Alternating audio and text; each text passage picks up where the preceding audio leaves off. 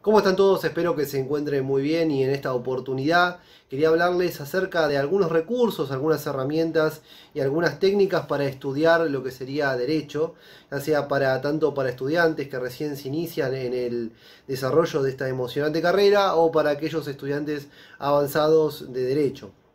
En primer lugar, tenemos que tener en cuenta que el derecho se aprende leyendo, obviamente, distintos doctrinarios, distinta jurisprudencia, pero también el derecho fundamentalmente se ejerce pensando, es decir, que para aplicar el derecho tenemos que realizar un encuadre jurídico determinado para resolver un caso en concreto. Es así que es primordial leer mucho. Es decir, que la lectura constante y profunda de distintos autores nos va a ayudar necesariamente a desarrollarnos y desenvolvernos en lo que sería el desarrollo del ejercicio profesional o en distintas áreas como por ejemplo áreas académicas. Dicho esto, tenemos que tener en cuenta que para estudiar no solamente derecho, sino para estudiar otras carreras universitarias o también estudiar en el secundario, por ejemplo, porque este video está destinado no solamente a estudiantes de derecho, sino a distintos estudiantes de distintas carreras universitarias o también a estudiantes que se encuentren en el secundario, tenemos que tener en cuenta el lugar, el ambiente en el cual uno desarrolla la actividad para estudiar un determinado tema. Es decir, el lugar donde uno estudia tiene que ser un lugar realmente despejado, un lugar en el cual no se admitan, o sea, no podemos desconcentrarnos, un lugar en el cual se pueda profundizar y desarrollar una atención profunda hacia la lectura. Tenemos que tener en cuenta que la lectura es un proceso unilateral, es un proceso de focalización, un proceso no multilateral, sino unilateral que requiere muchísima concentración. Un lugar en el cual no nos podamos distraer fácilmente. Es así que no podemos tratar de evitar no estudiar, por ejemplo, en un sillón, en la cama, en el cual un lugar donde podamos dormirnos con facilidad o descansar la vista o desconcentrarnos. Por otra parte, también hay que tener en cuenta que no tenemos que repetir constantemente las mismas palabras o el mismo texto como para estudiar concretamente un caso. Esta repetición como un loro puede provocar que la mente se disperse, una mente que no está focalizada su atención en una cuestión concreta puede llegar a desarrollar este tipo de cuestiones. Es decir, estos son algunos impedimentos propios para estudiar en profundidad, por ejemplo, un tema o una carrera determinada. Entonces, no hay que evitar aquellos lugares en los cuales nosotros podamos relajarnos en profundidad. Y por otra parte también tenemos que tener en cuenta que no podemos estudiar de un día para el otro. Es decir, que si por ejemplo queremos estudiar lo que sería obligaciones o derechos reales, básicamente no podemos estudiar estas materias tan extensas de un día para el otro.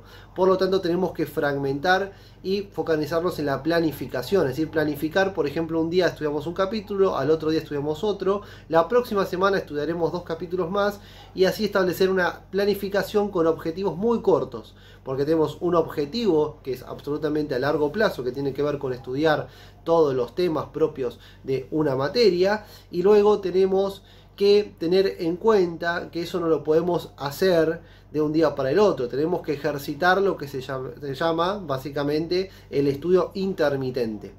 Entonces, para ir repasando, tenemos una serie de obstáculos que tienen que ver con elegir un lugar adecuado, con repetir como un loro, memorizando ciertas cuestiones, aunque el derecho sí obviamente requiere memorización.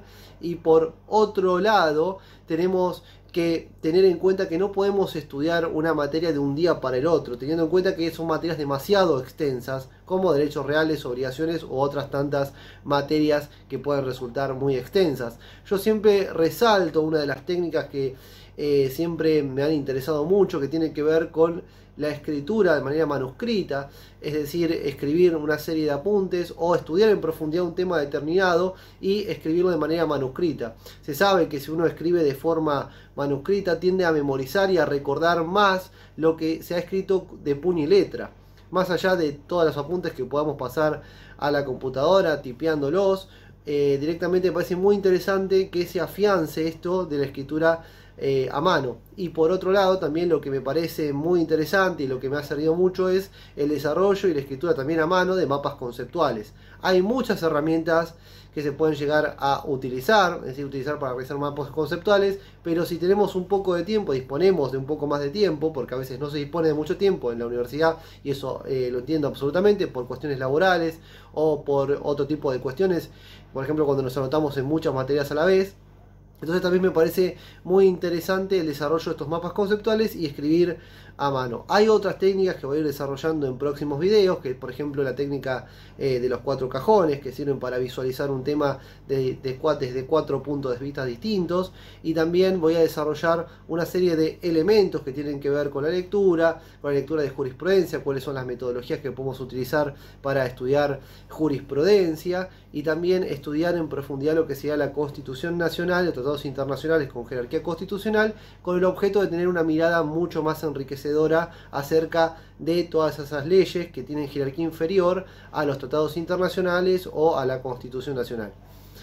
Dicho esto, espero que les haya gustado este video. No olviden suscribirse a mi canal de YouTube, tampoco olviden seguirme en Instagram, sergio.lois. Y también no olviden de agregarme como amigo en la red social Facebook. Así que bueno, muchísimas gracias a todos y estaremos obviamente en contacto.